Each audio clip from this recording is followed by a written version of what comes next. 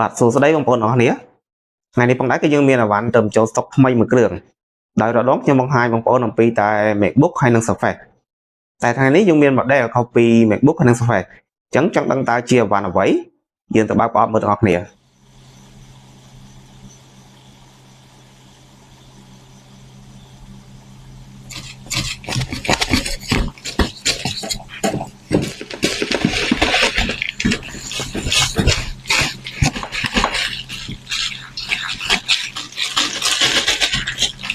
បងគឺខាងសាកអញទៅមើលខាងសាកប្រភេទអីមកគឺ brand Mac Sony អញ្ចឹងបងប្អូនដឹងហើយគាត់ជាកុំព្យូទ័ររបស់ Sony ដែរហើយខាងសាក Sony ខ្ញុំធ្វើការបើកយកកុំព្យូទ័រចេញមក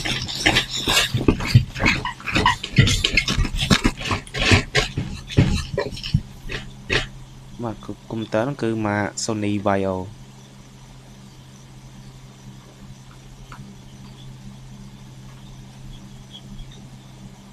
ខ្ញុំទៅមើលខាងក្នុងវា keyboard វាគឺ version ជប៉ុនដែលមានអក្សរអង់គ្លេសហើយនិងអក្សរជប៉ុន